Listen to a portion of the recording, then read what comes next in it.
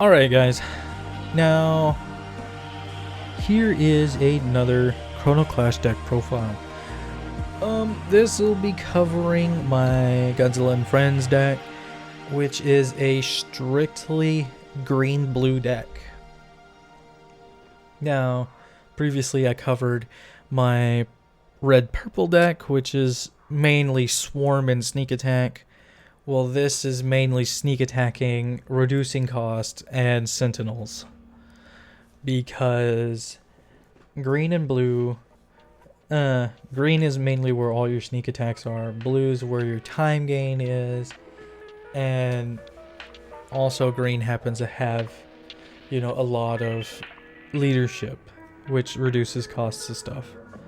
So we're just going to start this off with some Godzilla's Invasion, which is amazing. It is one of the better cards out of the set. You pay 1, tap one of your battlers, and gain 3 time. Whenever this card is revealed in the Guardian stack, you gain 2 time. This is really good, and it is a staple for any blue deck. Drat, this is a really nice 1-drop. Reason being is because it also has evasive. So you can drop this turn 1 and be confident that you can swing turn 2 and be a-okay without this thing dying, because of the fact it has evasive. Now, Little Godzilla is another busted card. Little Godzilla is a 2-drop that you want to play turn 1, so that you can use his tap ability on the next turn. And he also gains you time when he's revealed on the stack. Also, he can't attack. Your little boy can't attack, but he can gain you 1 time. And if you use him right, you can figure out ways of maximizing your time. Trap Sap, or Sap Trap, is another really good card. It is a 3-cost action card that says you can choose 2 battlers and tap them. Also, it has a Guardian stack ability of tapping a battler. This is so that you can tap those pesky little support battlers, so you can swing at them. Because the battle setup in this game is you can attack tapped battlers, but most of the time you're so focused on attacking the Guardian stack that you don't attack the individual battler itself. So like, say your opponent has a little Godzilla and they just played it and you want to get rid of it before they can use it at all. Sap Trap. Target it and then target another one of the battlers if they happen to have one. And then you can just swing at him. Mothra's Theme. Now this is a really iffy card. It's mainly here because it's a 2-cost action card.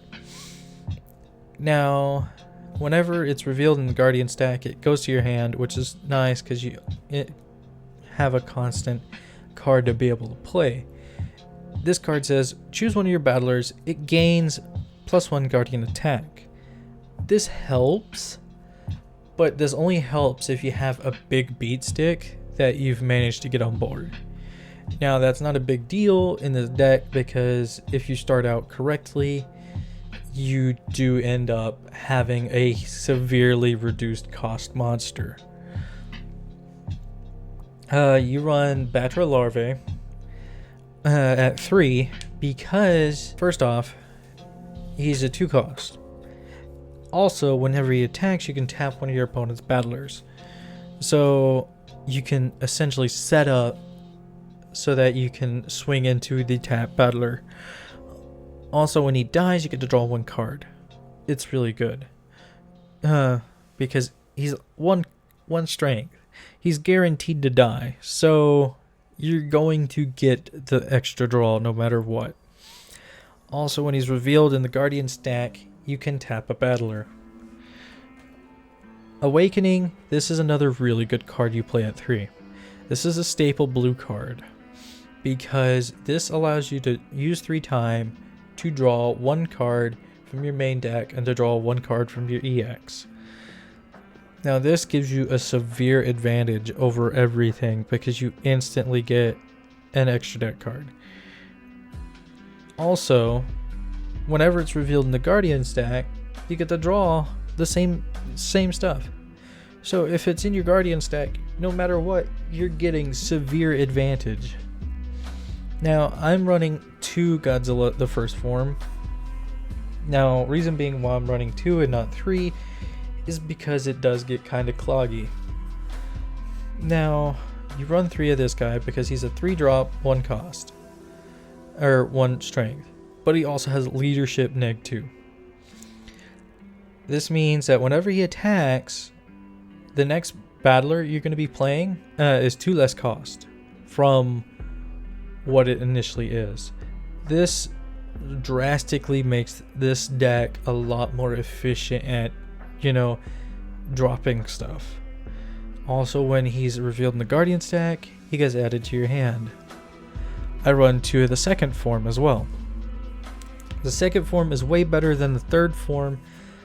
Not only does it cost 1 more time than the first form, but also it has a summon ability. Whenever it's summoned, you choose one of your battlers and untap it. This allows you to swing again, allows you to quest again. Also, he's got the leadership -2 ability, which is really good. It also has 3 strength. Whenever he's revealed in the Guardian stack, you choose one of your battlers and untap it. So that's good in the sense that you also get to play defensively and save whatever battlers you want to have saved. I also run 3 Gigan. I would say Gigan 2004 is a staple blue card. Like, every blue player I've seen online runs Gigan because he's a 4-drop, 2 strength with toughness. Also, whenever he attacks, he gets +5 to his strength, making him a 4-drop that can do 7 damage. That is a huge advantage, especially with him having toughness, makes him harder to kill. So he's already a good card all around. And especially whenever he's revealed in the Guardian stack, you get 1 time. Now, Gargle,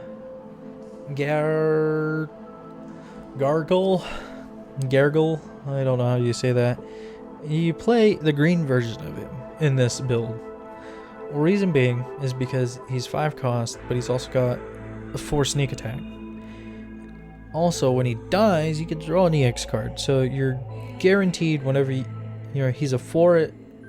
So mainly you play him as the 4 cost for his sneak attack with 4 strength, and he dies giving you an EX card, so he's all plus.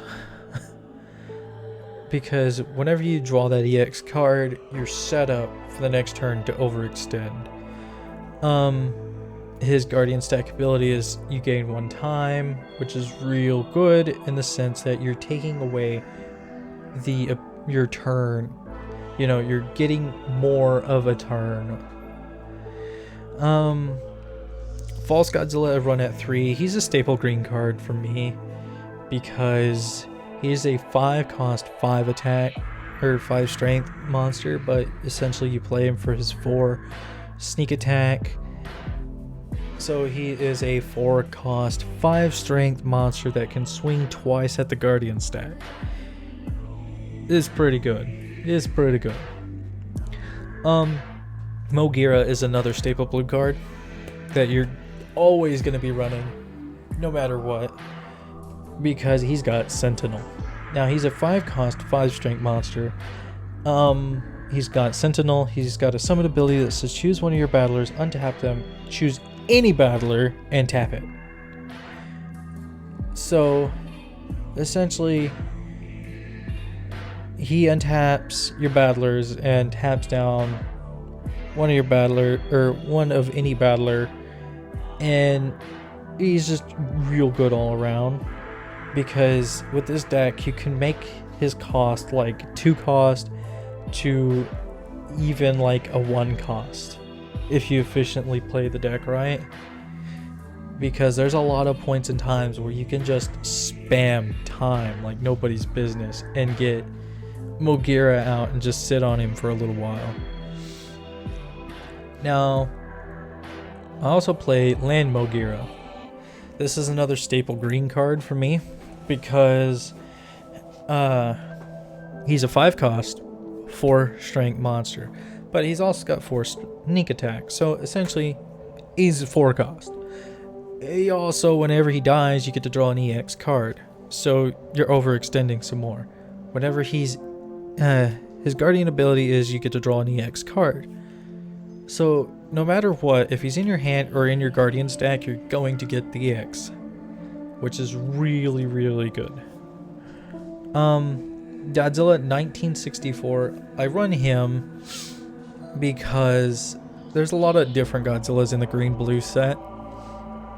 There's like Godzilla 1954, there's the Godzilla third form, there's like they're real nice and everything, and they have real good like leadership reduction costs and everything, but they aren't efficient because they're like 6 and higher costs. This guy is a 5 cost with 4 strength, but he also gains 3 strength whenever he attacks, making him a 7 strength monster. For the other cards that I listed, they're usually 6 cost and 6 strength, so he's 1 better strength whenever he attacks. Also, he's 1 less cost than what they are. Also, he has guardian attack +1 and leadership -1, so he's just a better card all around. Also, he has a guardian ability of drawing a card, which is helpful for whenever he's, not in your hand. Now, I also play 3 of this boy, Godzilla 1984. Now, he is another staple blue card. Reason being is because whenever you summon, you get to draw a card. So that is, really good in the end of itself.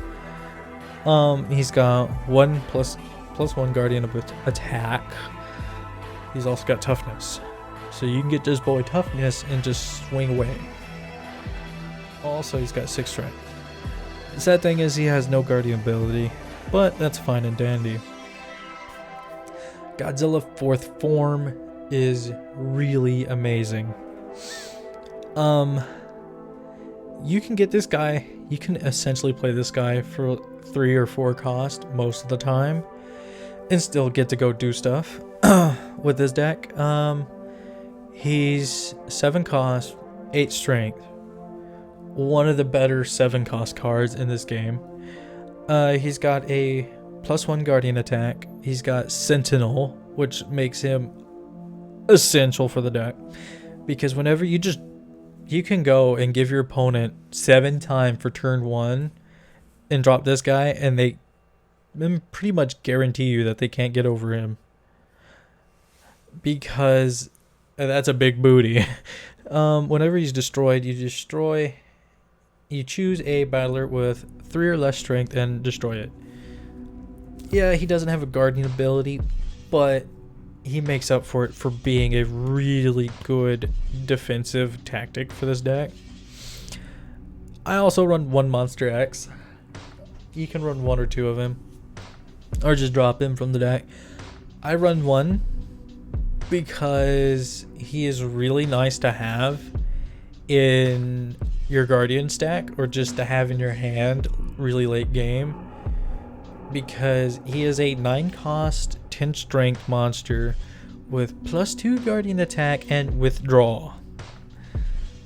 So whenever he dies on board, he just gets added back to your hand, and he could hit for 3 guardians. Pretty good. This guy has saved me in the past whenever I've had people swing a big EX monster and this dude just gets flipped over and kills it, because 10 strength is kind of hard to get over sometimes. Now on to the extra deck. This extra deck has quite more variety of cards, because the fact of the matter is this deck, you mainly have a bigger board. Now, this deck can be as aggressive as my red-purple deck, but it's more safeguardish, meaning you usually have 3 or 4 battlers out on the board at a time.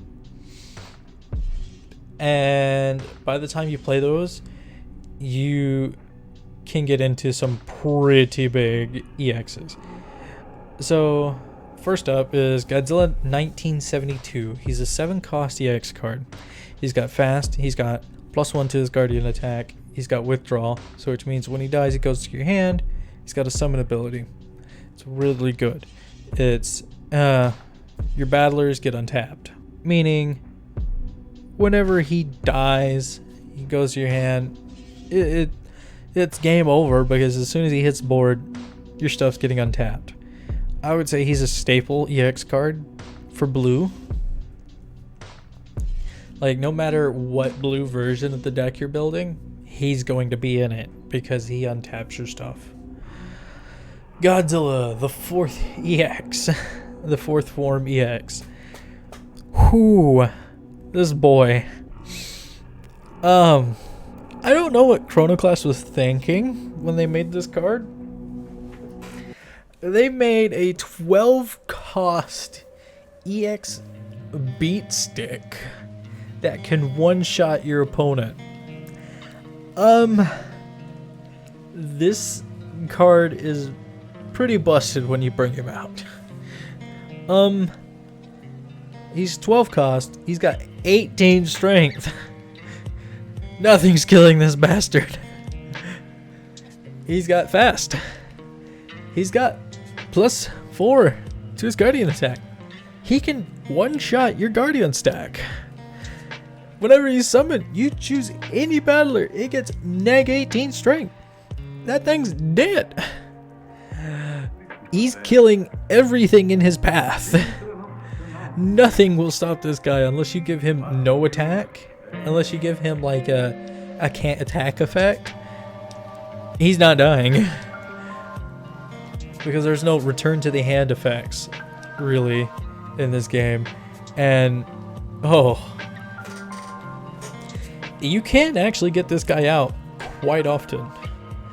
I've pulled him off quite a few times, like a small handful of times, and every time I've pulled him out, I've won. Because I've swung at the Guardian stack with everything, EX'd everything off, went into this guy, and then would swing for the rest of the Guardian stack, and then EX him off for another thing, and then just swing. Because it busted. Now, next card is a 7-cost MFS3 Runaway. Now, this card is really good because it's a 7-cost 9 strength monster. He's got fast, he's got +1 to his Guardian attack, he's got toughness and sentinel.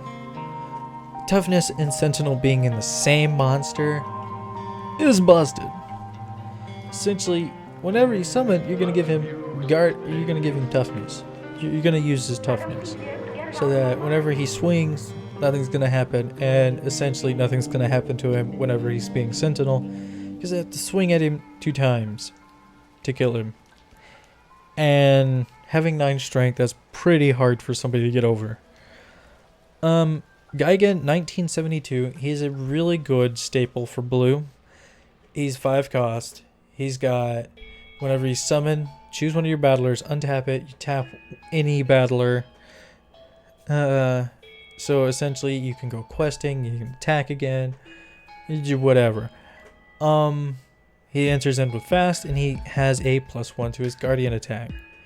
He's just an all-around good, strong, middle cost card. Mechagodzilla 1974. I have him in here because of, the nostalgia. Because I have Fake Godzilla, I need to have my boy 1974 Mechagodzilla. And that's essentially the only reason why he's here. He's got fast, he's got +1 to his Guardian attack, he's got toughness, really good. Whenever he attacks, he gains evasive, meaning whenever he attacks, he's not gonna die. Unless you just happen to come across an unlucky evasive thing. But even then, things with evasive usually aren't high in strength, so nothing's really gonna kill him. So that 7 strength is gonna save him along with his evasive. Destroyer the complete form, he's another really good card to win with. He's a 5 cost, 5 strength monster with fast, toughness, and evasive, meaning he's not gonna die.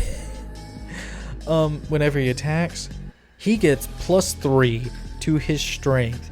Also, your battlers gain +3 to their strength, meaning he is a powerhouse. He will give not only himself, but his fellow battlers the ability to whoop your butt. And yeah, he wins games. Hedorah, haven't really seen play with him very much. He's a recently new addition to my list. He's a 6 cost, 6 strength monster. He's got fast, leadership -3, +1 to his guardian attack, and when he attacks, a battler gets -3 strength. Now, he's really good because you can go into him for his leadership,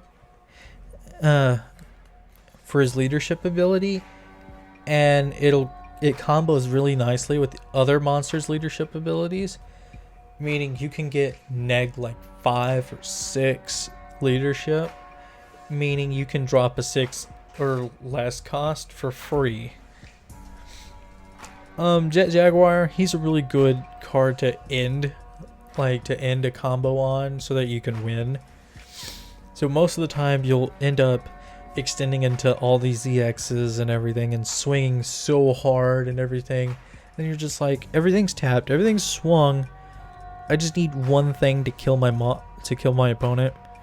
EX something, get Jet Jaguar out and just swing for game, because he's got fast, evasive, and withdraw, meaning he's going to be a constant issue for your opponent to deal with. And when he attacks, he gets +3 strength, making him a 3 cost, 5 strength monster that is really hard to kill. Next you have Megalon. He is a really good card in the sense that he's a really good low cost. He's 4 cost, 4 strength. He's got fast sentinel, and he's also got, whenever he attacks, he gains evasive. So essentially what you're going to be using Megalon for is another combo extender like Jet Jaguar. I would say that these two are staples in the sense that just because they're low cost, it gives you something to EX off for the extra swing. You can use him for his sentinel ability, but 9 times out of 10 you're going to be ending on Godzilla the 4th form or Mogira to not have to worry about you having to use Megalon's sentinel ability. Armored Mothra is another good staple for the blue EXs. He's a 5 cost, 5 strength monster with fast, evasive, and withdraw. Meaning if he gets destroyed at all for some reason, he's going to come back to your hand and be a constant issue for your opponent. But that's about it for this deck. There is some really good things with blue, green in terms of cost reducing and everything. And since this deck is really sentinel and defensive heavy, you can outlast your opponent in, like, if they're a heavily like sneak attack based deck, you can outplay them. Like, if they ever give you more than like 5 time, which is highly likely, you can definitely turn the tables on them with just sheer board power. But that's it for this. If you like this video, like this deck, let me know. Drop a like, subscribe, ring that bell, you know.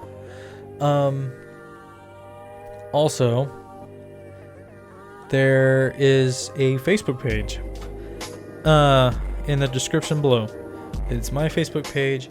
I'll post events, you know, videos, memes, whatever. It's gonna be down in there. Also, check out the official Chrono Clash Facebook page, and there are groups. There's 2 or 3 groups that are dedicated to Chrono Clash that are official. So check them out. There's also a Discord server specifically for Chrono Clash as well. Go check that out. If you want me to show you any more decks or any more deck profiles or anything concerning Chrono Clash, Yu-Gi-Oh, whatever, comment down below. Let me know. But as always, guys, keep up the shenanigans. I'll see you guys in the next video.